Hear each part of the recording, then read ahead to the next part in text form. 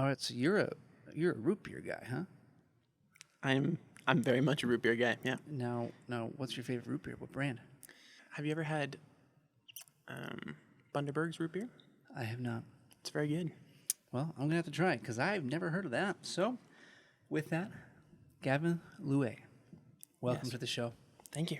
Hey, we are pumped to have you on because you were our featured photographer on our website for June, which seems like a long time ago now. But, you were one of the people that we found in our community that we really wanted to highlight their work because you have some really great work out there. And it's important to us as Bushwhackers to share and to promote other people's stuff and not just our own or from our own adventures. We want to make sure we're building a community. And so it's kind of fun to have you on the show as like our first Friday feature here in studio. Yeah, happy to be here. I love what you guys are doing. Community is awesome. Yeah, and so I think this will be a fun episode. And for those who don't know, like the way we treat Friday features through Bushwhackers is we try to pick someone here in Utah whose work we really like and appreciate, and we show it off for a month on our website, and we post about it on social media and everything. And so the month of June, we chose you. And another part that goes along with all the photos that we share is like a whole bio and an interview with 10, 14 questions that we ask them. And you can read all about it on our website with all of our features now. Unfortunately, when we did you back in June, it's like our beta version. We didn't have it all built out. It's much more robust now.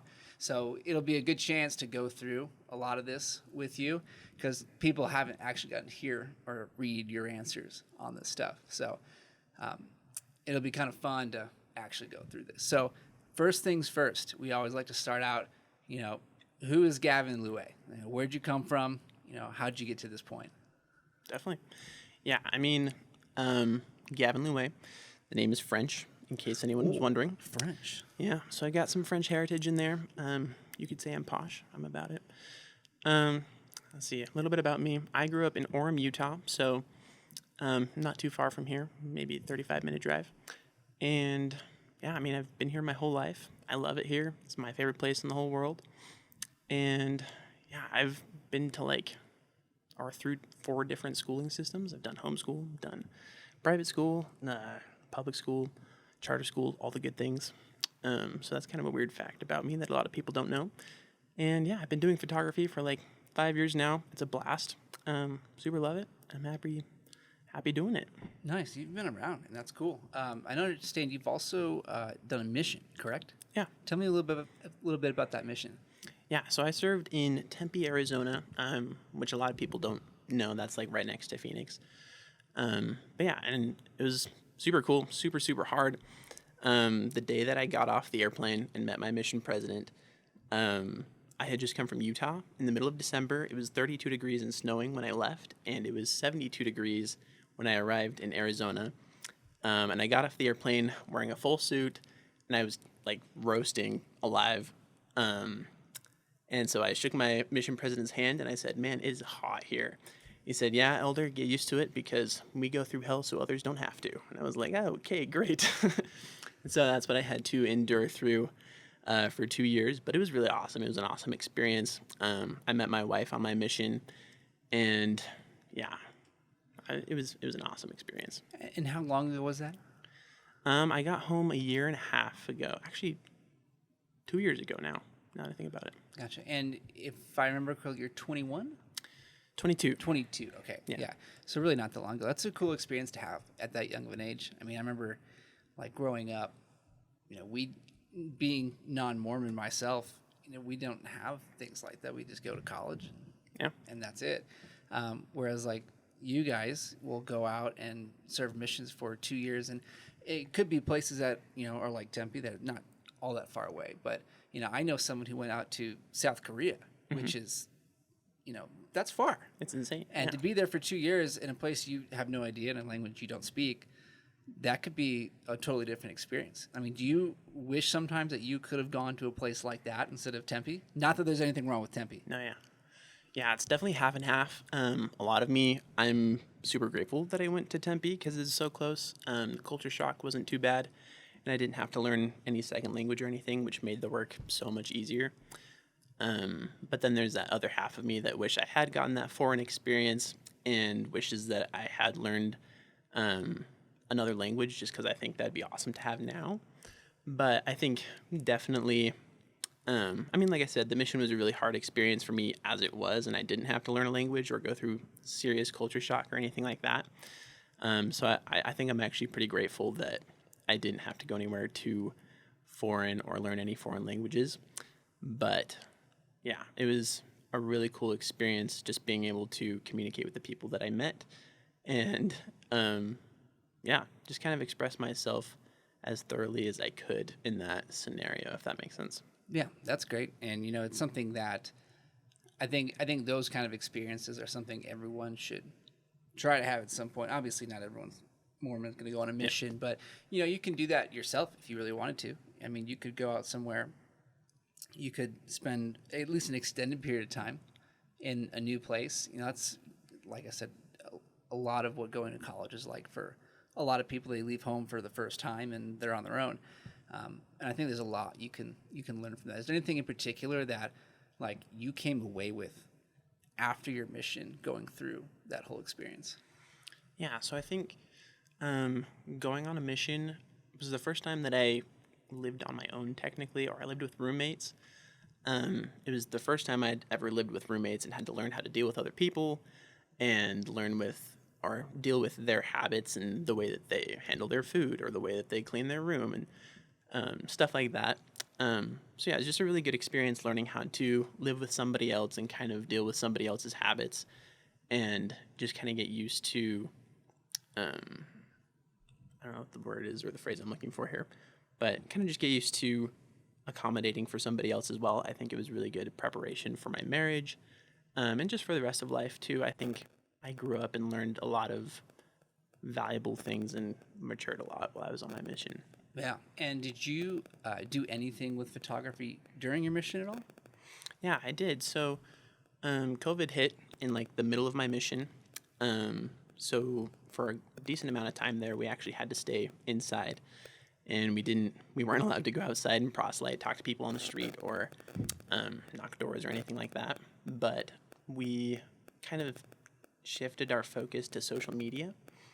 And, because of that, there was a lot of new things that we were trying to learn as a mission. And the mission president actually reached out to me because he knew that I did photography and videography and stuff like that, and had me kind of just help lead that program. And we were able to put together some Facebook pages and build a really quick, decently big following.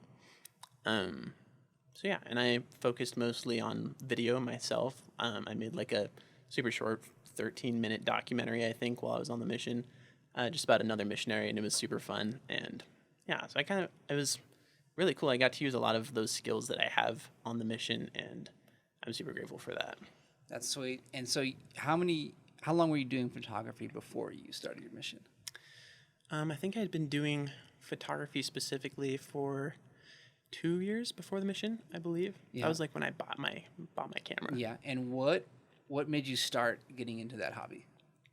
Yeah. So I think my passion for it actually kind of drives or starts even further back than that. When I was 8 or 9, I remember my dad bought a camera and he was trying to make a living out of photography. And he would always take these artsy photos. We'd go up to the mountains and he had a macro lens and he would take pictures of like the bees on the flowers and stuff like that. And I remember thinking it was so cool, and he bought me this little point and shoot camera. And I remember one time we went up to Provo Canyon, and we just stopped at one of the parks on the way up, and they have a little walkway. And in the walkway, there's this place where the roots of this tree nearby are like trying to grow up through the walkway. And I thought the cracks were cool, and so I was like taking close-up photos with my my little point and shoot of like the cracks in the ground. And I just remember like looking back at those photos and seeing like the bokeh and stuff like that, which back then I had no idea why I liked it. But looking back on it now, I can see like where I found my fascination with that. And that's kind of like where it started. And from there, I knew I wanted to be a storyteller in some way, shape, or form. And so I've spent a lot of time writing. I've spent a lot of time reading and watching movies. I studied film for a long time. And then I kind of just transitioned back to photography because it's probably the most reliably doable medium, if that makes sense, of all the storytelling. And I feel like it's the pinnacle of, or almost the pinnacle of storytelling. But yeah, so I just knew I wanted to be a storyteller, and photography is the most malleable avenue that I could do that with, if that makes sense. Yeah, no, it does. I think like what you're trying to say is like photography, when compared to video, at least, it's a lot easier to stay with it and to just casually do it and bring a camera with you everywhere. Whereas video, there's a lot more planning and stuff that takes place. Definitely. But I think maybe one of the interesting things is almost in the reverse. It's a lot easier maybe to have a story be told in a great way through video because you have a lot more to work with. Like you have motion and emotion, all that stuff in there. Whereas a photo is a single moment. And so you almost have to do a little more planning in that sense to tell a good story through photos or a series of photos. Super true. Which is really interesting.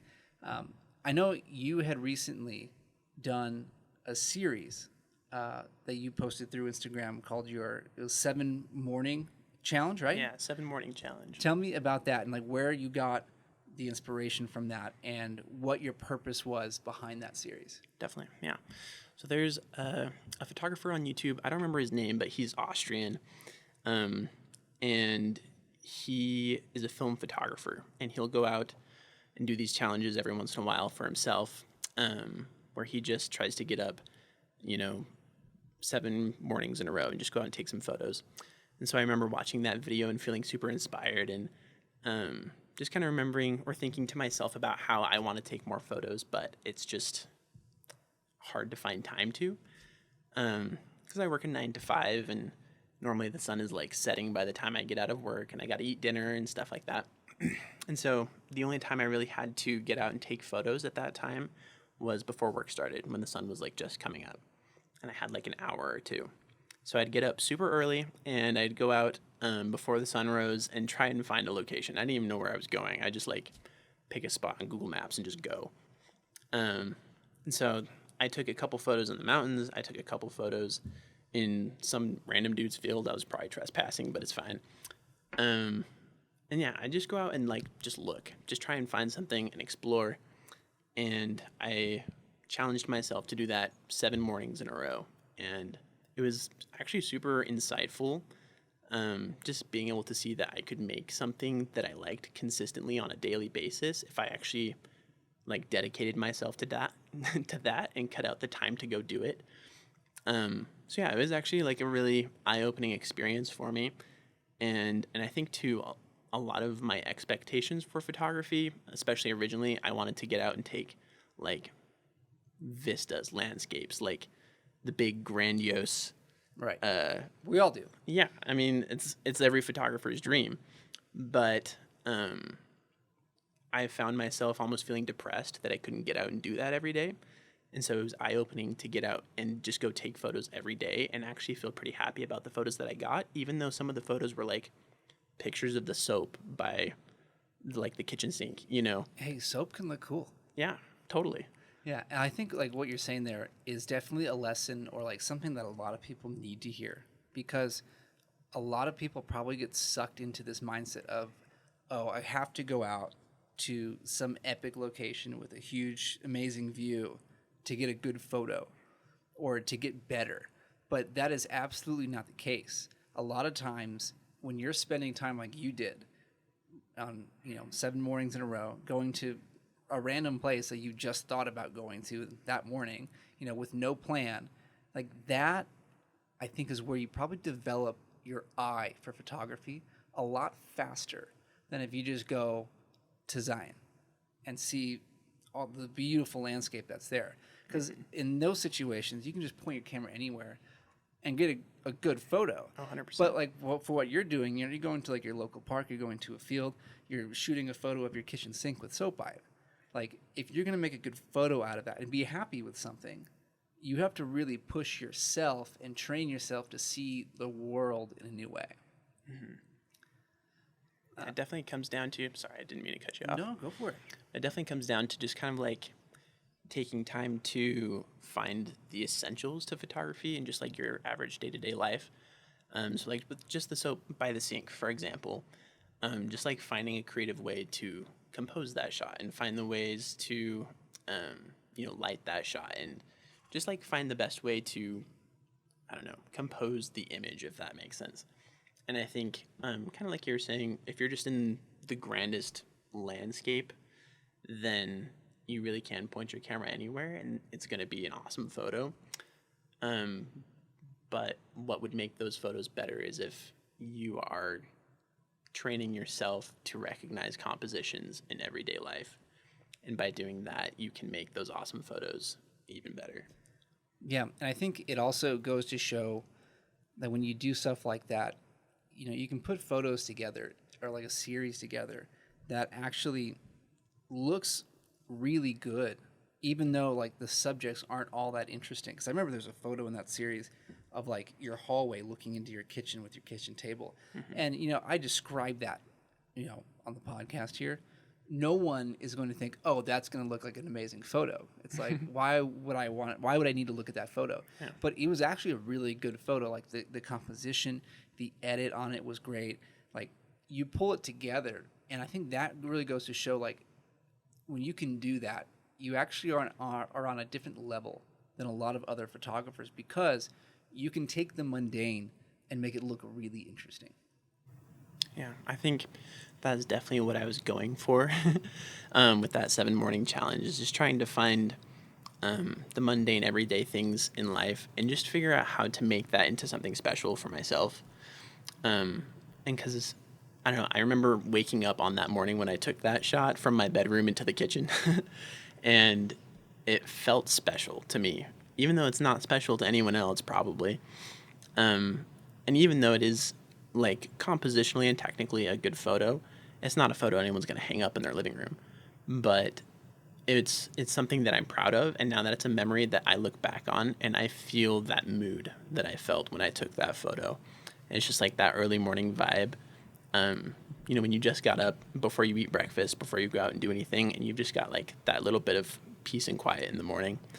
And I was just excited to like capture that feeling. And that was kind of like the story that I was going for, kind of going back to what I talked about earlier, just wanting to be a storyteller. And I think capturing that emotion is something that I strive to do in my photos.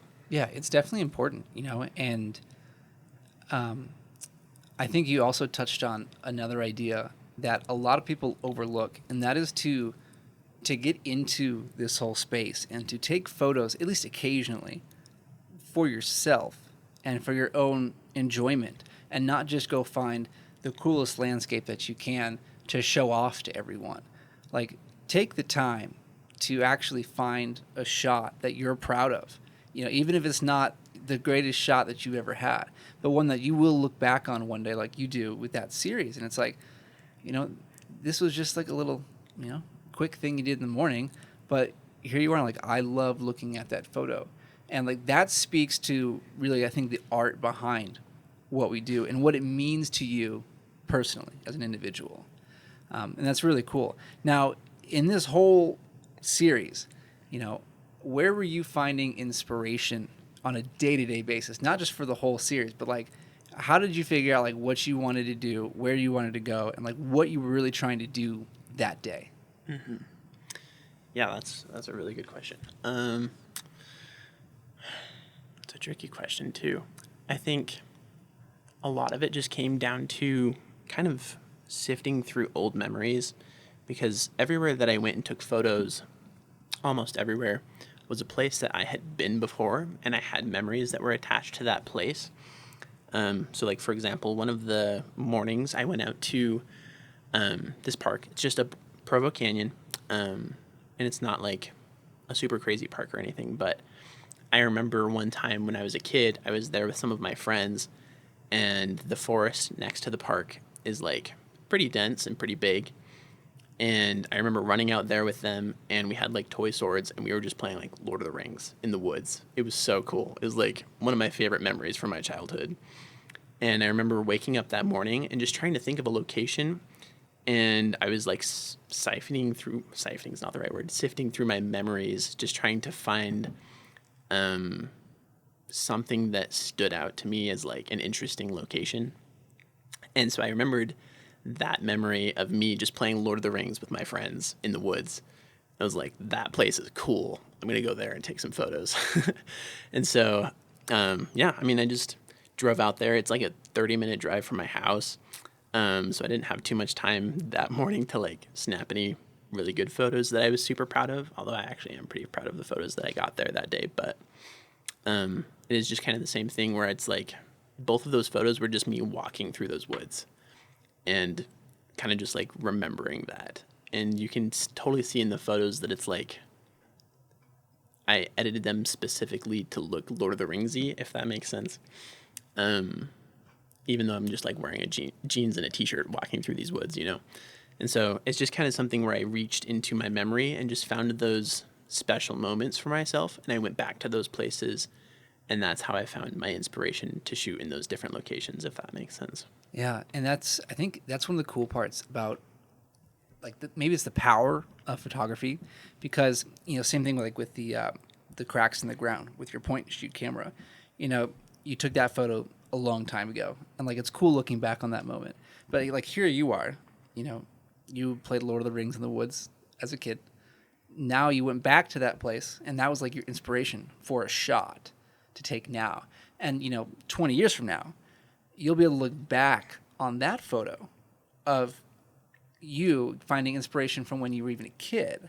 And like in a way, it's really cool because like it links your whole life together in a way, and you can relive all of these moments through a single image, which is a really cool thing about photography. That is really cool. Yeah, I actually really like that idea. It's kind of a game that I play with myself where sometimes I'll remember, or I'll be in a moment and I'll be like just thinking about next year. I'll be like, next year at some point I'm going to remember this moment. And then eventually it makes like a chain of just moments where you look back on last year's moment and you remember that, and you remember remembering last year's moment. It's kind of just like this funny game. I know a couple people that do that with themselves actually, but it's kind of an interesting thought. Yeah, I mean, it's a really neat thing that we get to do as we're capturing time in this way. We can look through our Lightroom folders and we see all the photos we've taken in the past. Like this whole year, I mean, it's been one of the coolest years of my life getting to see all these new places. And I look through all that, I'm like, wow, this all happened. Like that was real. I got to see all these places. And, you see a quick photo, like the cover image of the folder, and suddenly all these memories start coming back in your mind. And like you relive all of that. And it's not just, the one moment where you took that photo. It's all the other in-between moments that came up along the way. And I think that's one of the coolest things about what we do is one photo does not capture a single moment of time, even though that's what's in the frame. There's so much more that's hidden behind that frame that you don't ever get to see. Yeah, I think there's totally a lot of memories that can be captured in any one photograph. And I think too, there's actually a picture I took a while ago. It's on my list of bucket shots. And I was super excited to take it, but I wanted to drive around to the other side of Utah Lake. So I live in Orem, which is like right up against Utah Lake. And I drove around to the other side of it and took just a single photograph of myself just looking across the lake. And I specifically framed it so that either side of the image would be cutting it off like just at my best friend's house on the other side of the lake. And then the other side would be like my school, my high school or whatever it was. And in the caption, I put 90% of my life has taken place within the frames of this photograph. And for me, that photograph holds a whole slew of memories beyond just taking the photograph. And that was one that I was like super, super stoked to take just because I live in this unique area where I can capture that, where I can be in like this really cool environment and see where I've spent 90% of my life, like across the lake with some mountains and the sunrise and everything. And I don't know, it's a moment that captures a whole slew of memories, and I think that was really cool. That is a really cool idea for a photo. I think that's a cool way to like think about taking a photo. You know, like that's the kind of inspiration behind a photo that, you know, it may not make a shot that everyone loves, but that's one that you are going to love for the rest of your life. You know, and especially to like compare it with a caption like that or just a phrase, you know, putting something behind that photo is really cool. Let's take a step back real quick though. Okay. We talked about finding inspiration like more on a daily basis, kind of short term, but let's think big picture. Like, what photographers inspire you to get out and shoot? Yeah, for sure. So there's one photographer in specifically that I've been inspired by most recently. His name is Kyle McDougall, and he's a film photographer. I've been watching a lot of his stuff on YouTube lately, and he does a lot of medium format film and even some large format film photography. And a lot of his, at least some of his older work, like in the past 2 years or so, has been based in like the American Southwest. So like Arizona, Utah, Route 66, like just kind of that vibe. And he's taken a lot of pictures of like abandoned buildings or like abandoned cars or just old car shows, old gas stations, stuff like that. Just nostalgic locations, I guess you could call them. And I've been super inspired by that. And you can tell if you scroll through my Instagram, I've got lots of pictures of abandoned houses and abandoned cars and just kind of a similar vibe, you know, that he kind of puts off through his videos and his Instagram and everything. And I think that's something that, especially recently, has been inspiring me for a little while now. Yeah. What about your dad? Because you said he had a camera when you were growing up. Like, does him and like, I guess whatever he did with the camera, his work, like, does that run through you today? How so do you mean? Like, does what he did early on in your life with the camera and seeing the kind of photos and stuff he took, like, does that influence the way you look for photos? Definitely. Yeah, I think spending some time with him while he was doing his work, he was very strongly inspired by Ansel Adams. He would take a lot of black and white photographs and kind of edit them to look like Ansel Adams and things like that. And recently I've actually been shooting a lot of black and white myself, just because it actually kind of reminds me of spending time with my dad while he was out taking photographs. And yeah, I mean, it's another one of those things actually where it's kind of a way of reaching back into your own memories. And each photograph, even though, like for example, I just went out on a photo shoot this last Sunday with my wife, and we were up by Mirror Lake, and right now up there it's all snowy. And I took a whole bunch of photos on black and white film, and I'm excited to get those. I just took them to the lab today, so I'm excited to get those back. But just up there shooting those photos on black and white, I was reminiscing to myself about like the black and white photos I've seen my dad take and the time that I spent with him when he was out taking photos. And I'm like excited to get those black and white photos back and just show them to my dad and just be like, look at this, like this is totally like your style. This is inspired by you, you know? And so I think my dad has definitely inspired me, and actually that's probably even more recent than Kyle McDougall, because that's like what I've been focusing on for the past few shoots that I've done. That's super cool. I think it's a really cool connection to have through photography with your dad. I mean, that because it helps build that relationship, makes everything you do in this space, even if it's not just black and white stuff, but like all of it, it adds so much more meaning behind every photo you get to take. Especially if he loves all this stuff still too. Is there any differences shooting purely black and white compared to like just a normal color image that we might take with our cameras? Oh, definitely, yeah. I think black and white is definitely a mood. There's definitely a time and a place to shoot black and white. Yeah, I don't know. It's like in most scenarios, I would prefer to have color in my photos. I think color is a huge portion of what makes a photo good. And I think that's part of the reason why I love to shoot black and white, is because it kind of takes away that part of the photograph. And it's a good exercise to figure out how you can make a photograph still amazing without using colors. So it's kind of like I was talking about actually with the soap and the sink, like just breaking it down to the basics and trying to figure out how you can make something good out of something that's more basic than what you would normally be using, if that makes sense. Yeah, and you mentioned you were shooting on black and white film. Do you shoot primarily film, or do you just add that on to digital stuff? Yeah, so I've mostly shot digital, like ever since I started doing photography.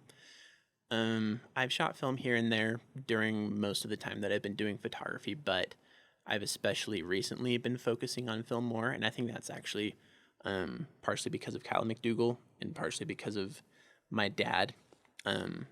Those are both big influences for me that have kind of pushed me towards film. So I've definitely been focusing more on film lately than on digital, but most of my work is digital. Do you enjoy film more? I think right now I do. I don't think I will always enjoy film more. I think it's another one of those things where it's like there's a time and place for film and there's a time and place for digital. And I think, it really just depends on what it is that you're shooting. But right now, I think I enjoy film more than I enjoy digital. And I enjoy shooting things that are better on film than shooting things that are good on digital. So yeah, right now I enjoy film more, but I think it's a phase. My wife can tell you I have many phases. Yeah. Does your wife shoot too? She does. She does a completely different type of photography from me, though. She does more portraits, and she does infant photography, which is really cool, and she loves it. She's a baby fanatic, so. Yeah. What's it like to get to share that same passion with your wife? Oh, it's super cool, and she's an adventurer too, and so we'll go out to the mountains, and she doesn't like taking pictures of the grand vistas or anything like that. She's more detail oriented, and so she'll find like the flowers or the tiny little tree that has snow on it and stuff like that.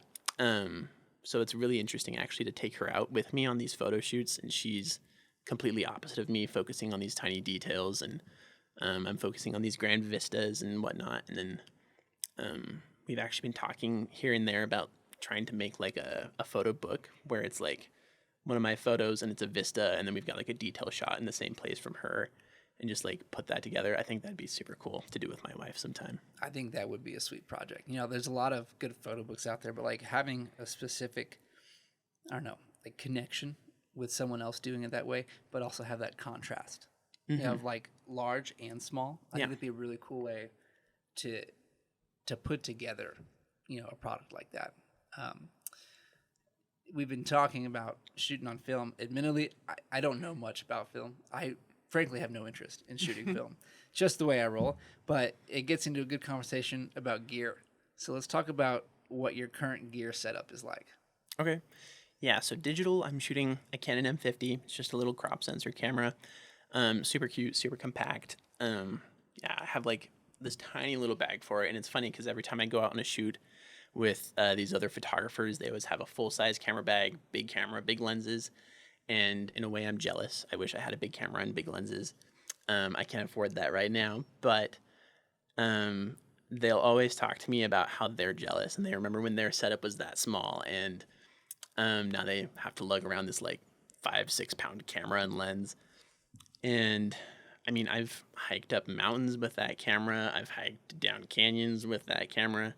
Like, it's a tiny camera, but it's a beast. I can take it anywhere. Yeah, I mean, like, it's definitely there's a real difference there. Because, like, it's the same thing, like, with just regular hiking and bringing a bunch of camera stuff compared to people who don't have all the camera stuff. Mm-hmm. Like, I always tell people I'm jealous of people who just hike to hike because they don't have to carry around a 20, 30-pound bag full of stuff up the mountain.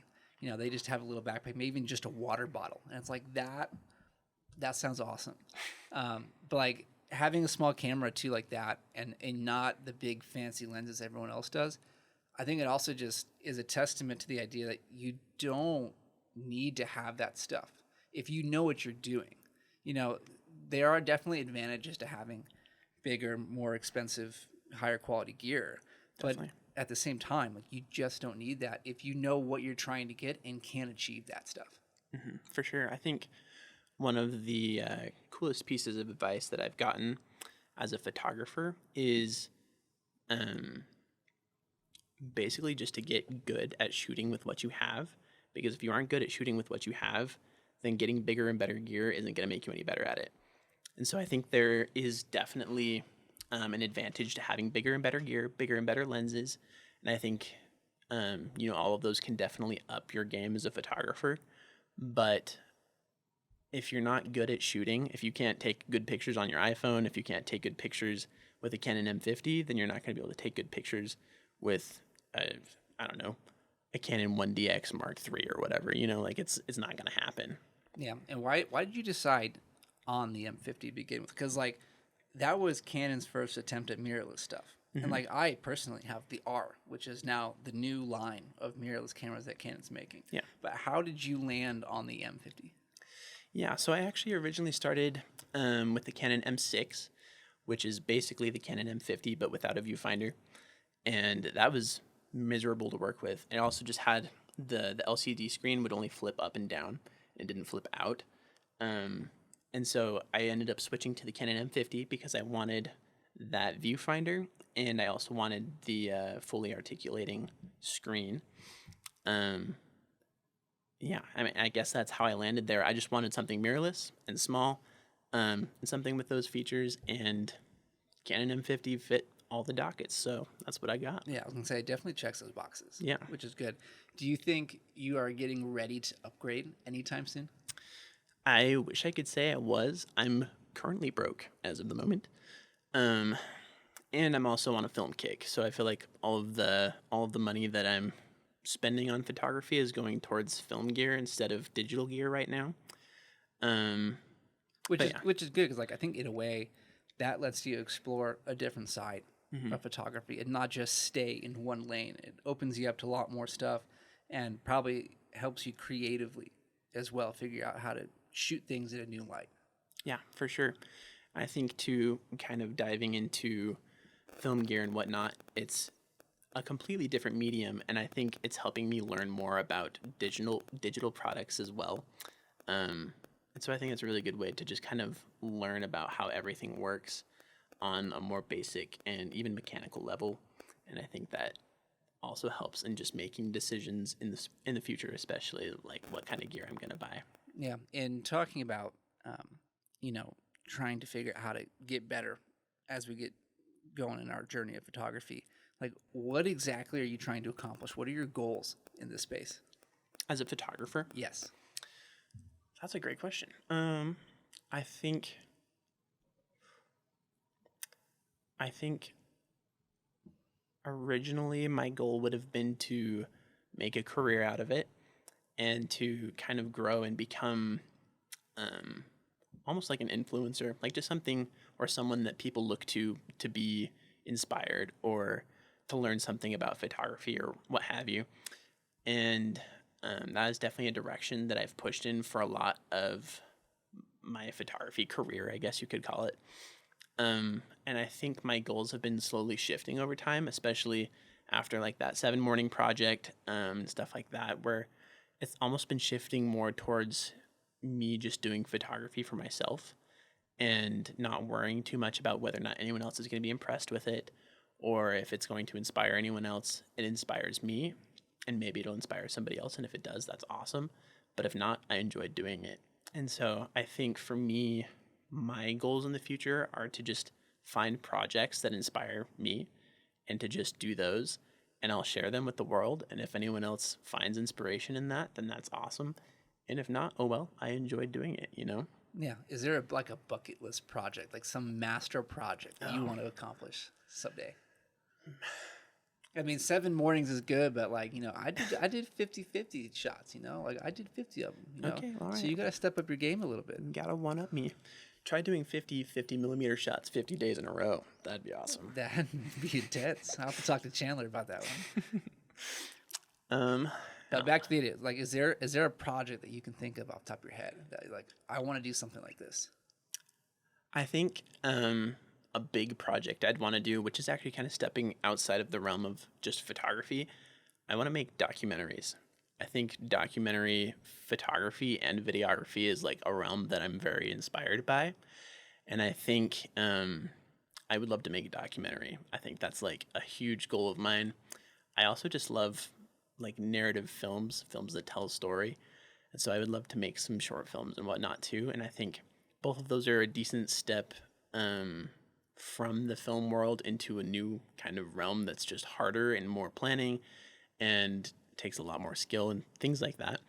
And I think that's something that I want to excuse me, something that I want to learn more about and be able to do someday, if that makes sense. Yeah, it's a good challenge. Stepping basically into the video space and outside of the photography world. Like that'll be fun. Is there any kind of, you say you want to do like documentaries maybe. Like, do you have a particular kind of documentary you want to do? Do you want to keep it in like this kind of this outdoor space, or do you want to do something totally different? I think the outdoor space would be the funnest. I think I would enjoy that. I think it's a little tricky to think of good, strong topics in the outdoor realm that haven't already been taken, if that makes sense. But maybe, I don't know, I could do like a Sasquatch documentary, which there's plenty of Sasquatch documentaries, but I feel like that would be a blast. Yeah, we have a contact that I'm sure we could set you up with in case you wanted to do a documentary on Squatch. Yeah, I would, if you could just give me that phone number, that'd be great. Well, he's see, the tricky thing is he's Sasquatch and doesn't have a phone, but we'll work through our channels and figure that out. Okay. Let's talk about places to go, because this is a big topic. Everyone has their favorite places they've shot. Of all the places you've gotten to go to do landscapes and everything, what's the place that was your favorite that sticks out in your mind? My favorite place. That's tricky. I'd have to say I went to the Tetons in the middle of the summer. I loved the Tetons. I can't say that I got too many photos that I was happy with there. It's probably my favorite place that I've been, at least this year. But if we're talking about photos, I actually went on a trip with you guys this January, earlier this year. Yeah, 11 months ago almost? Yeah, and I think that might have been my favorite photo trip that I've been on, just because it was the most rugged and is the first time I had gone out with like a bunch of other photographers who knew what they were doing and who were all in the same mindset as myself, where they just want to find the best place to take a photo and just stay there until they've got their photos. And I think on all the other trips that I've been on, it's just with my friends or with my family, and nobody wants to stick around for like 3 hours to wait for the best photo, And so it was really fun actually just going out with you guys, and everyone's in the same mindset, and we're all taking photos together. And it was brutally cold, but it was awesome, and that was like part of what makes it such a good story now. But yeah, and it was a vista. It was a crazy, crazy landscape, super otherworldly, and just awesome. Yeah, I mean that's what Southern Utah is for, to blow your mind a little bit, 100%. And also be extremely cold in the winter. But we're getting back to that point, so maybe we'll have to go back down there again. Dude, I'm so down. There's a ton of spots to go to, so it'd be a lot of fun. Now, of places you have not been, is there one that stands on top of your list, your dream location that you want to go to? The Matterhorn. I think Switzerland is awesome. Yeah, those mountains look ridiculous. Yeah, the Swiss Alps are insane, and they're gorgeous, and I'm obsessed with them. So that's definitely on the bucket list. I don't know if you know too much about like the Matterhorn or anything like that, but there's a little town at the base of the Matterhorn. It's called Zermatt, if I remember right. And I've seen pictures of the place like during Christmas time. It's just covered in snow. There's like Christmas lights. It basically just looks like a winter wonderland, and I'm obsessed with it. So that's definitely on my bucket list. I want to go to the Matterhorn and Zermatt during Christmas time. Have you been outside the U.S. before? I never have, actually, which is really sad. Hey, a lot of people don't get chances to all that often. Maybe in our space among photographers, there are a lot of those people who get to go out. I've only been to Cabo San Lucas in Mexico outside. Okay. I haven't gone anywhere either, but when you get those chances to go, especially if you have a spot like that in mind that would mean a lot to you, that's when it's like, okay, prioritize that. But like, if you can't go, there's a ton of spots here in the U.S. And I think that's something a lot of people overlook, especially out in the West here in the States. There's a ton of cool places to go to that you never thought would have existed. So you don't have to travel outside the country. Obviously, there's cool things to experience, different cultures and all that. But, you can get a lot of good things out of traveling, even within the U.S., if you can't go abroad either. But Switzerland would be really cool. I've seen one of my old players that I used to coach in college. She played one season professionally out in Switzerland. Wow. And she would have photos all the time of everything. It looks amazing. Like it'd be really cool to go see those mountains in person and do a bunch of hiking up there too. Oh yeah, 100%. I'm jealous. That's something that's 100% on my bucket list. Yeah. When we're talking about like all these cool places, especially like for me this year, I've had a lot of really cool moments in places that, I got to go to for the first time. When you've been out shooting, is there a moment that stands out in your mind as like, this is a moment that I'd love to go back to and simply just relive, not change anything about, but just relive that moment out shooting? Yeah, for sure. I think back in the earlier days when I was into photography or getting into photography, I had a really close friend. His name was Derek, and he had just moved to Utah from Washington into my ward. And so I was getting to know him that way. And we both found out that we love photography. And so we just started going out on shoots together. And I remember one day, I think it was like the first snow of the year in like 2018, I believe. We went up to Squaw Peak. Have you guys been up there? I actually have not been. Really? No, I have not been, but I know where it is. Yeah, okay. So we went up to Squaw Peak, and it's just like a winding road up the mountain. And I remember we came to like this particular bend in the road, and Cascade Mountain was just like in the background. And Derek was just up the road a little ways, and I just like soaked in the moment. I don't know what it was about that moment. It was like the first snow of the year, and I was just out with like my best friend, and we were just taking pictures in the mountains, like on this road in the middle of nowhere. And I don't know. It was just a really, really cool moment, and I actually haven't talked to Derek for almost a year now, if not longer.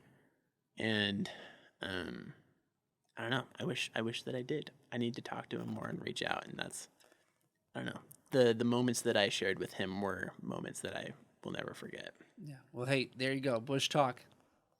Creating some priorities for you. Yep. Reach back out to Derek. Yep. Yeah, that'd be good.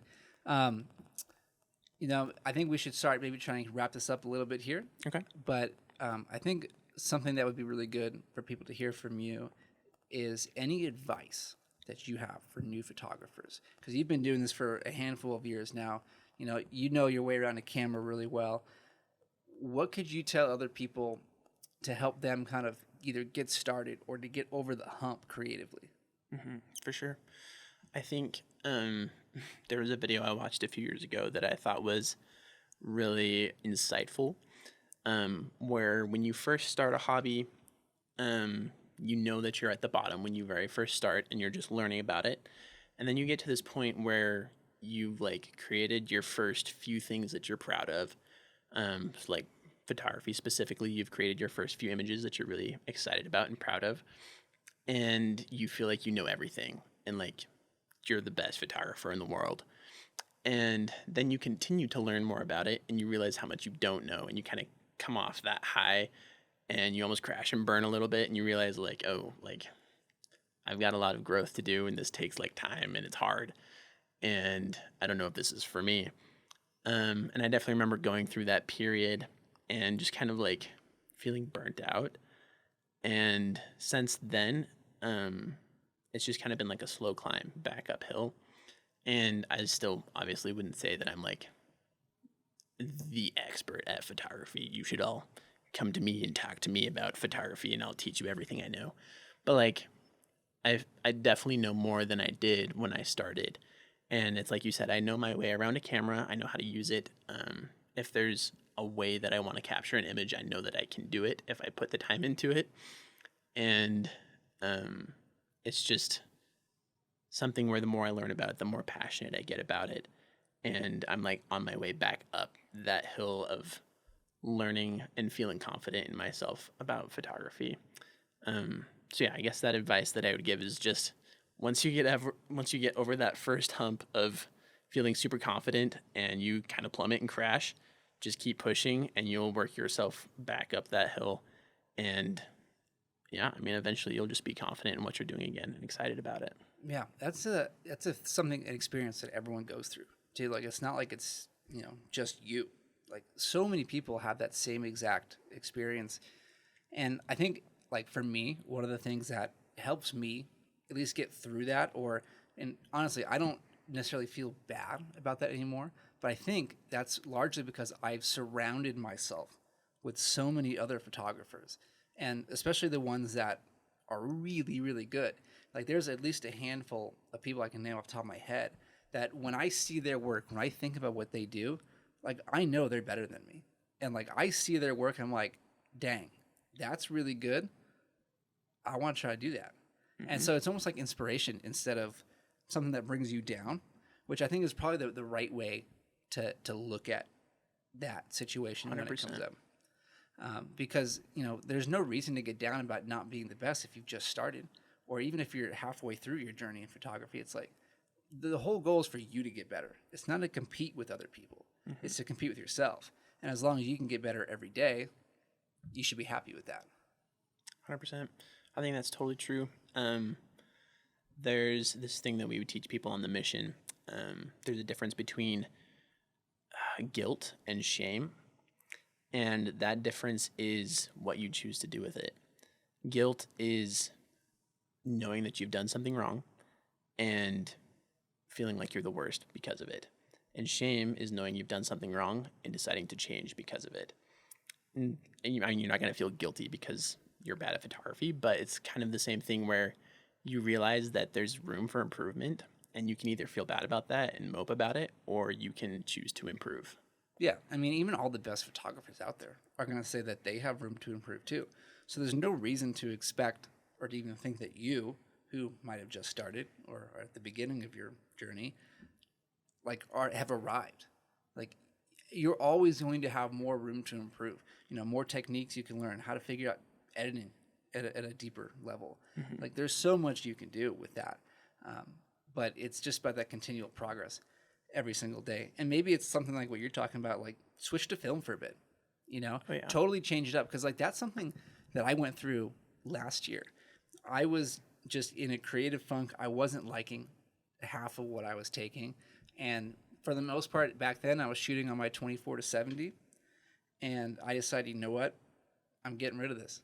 And I sold my 24-70. I wouldn't recommend this financially, but I sold my 24-70 and I picked up a 50 millimeter prime lens. And ever since that day, I have had so much more creativity. I just felt like rejuvenated in a way. And you can look to do something like that. Again, not that I'm going to recommend selling all your gear and buying expensive lenses, but it's just a way that you can actually like kind of get a restart in a way and freshen things up. Definitely. I 100% agree with that. I think that's definitely one of the reasons I've been getting into film lately, is just because I've kind of felt that digital has gotten a little slow for me, at least for the moment. And so film is just a way to kind of shake things up, make it even more of a challenge. And and I think that's kind of reinvigorated my excitement for photography. So I think that's 100% true. Let's dive into this just a little bit, if we can. So you said your digital work is getting a little slow for you. Mm-hmm. What about it do you not like right now? That's a good question. I feel like, I don't know. I just got to a point where I almost felt like every photo that I was taking was the same. Like, I would get out and I would take these photos and I'd come back home and I'd start editing them. And it was like the same as my last photos. I would edit them the same. There are pictures of the same kinds of things. And I don't know, it was just getting a little stale for me. And I just needed something to shake it up. I needed something new. I've got an idea for you. Okay. Instead of 7 mornings, 7 evenings. Oh. I think you try that one. Okay. I could. It's bad timing. It was right after daylight savings time. It's all dark now. Yeah, that's definitely not the greatest time. You can't do much in the evening when there's 5 o'clock sunsets. But, the sun goes down when it goes down. Things have to end, just like this show. Sad. Perfect segue. But, Gavin, it was a pleasure having you on. This is long overdue because we want to get all our Friday features on, but we just haven't, had the podcast around. But we're happy that you could be the first Friday feature, for an interview on the show. I hope a lot of people are going to go see your work. Unfortunately now, because we're far removed from when we actually did feature you, we don't have your stuff up on our website now. But where can people find you and your work so they can actually, follow you and be engaged? For sure, yeah. I think the best place right now is just Gavin Leue photography on Instagram. I have my link to my actual website on there as well in the bio. I don't remember the actual link off the top of my head, but it's in there. So if you're looking for the website, you can find it on there as well. Gotcha. That's great. And I hope everyone will go there. Maybe we'll put that in the description of our show. That way everyone can find that a little easier too. But really appreciate you having me on. For everyone listening at home, got to make sure you subscribe to this show so you can make sure that you see every episode when they come out. And plus all of our other content we're doing video-wise too. I know we've talked with you about it. You love everything we're doing as well, whether it's with the vlog or the educational material that we're coming out with. Yeah. But be sure you subscribe so you see all that coming out. You can also listen to this podcast on Spotify or Apple Podcasts as well. So I think that's it, Gavin. Cool beans. Thanks for having me on. Yeah, absolutely, man. Let's cheers the pink juice. Let's cheers the pink juice. Tradition. There we go. Did you almost choke? Because I did. It was a hefty gulp. That's good. All right. That's it.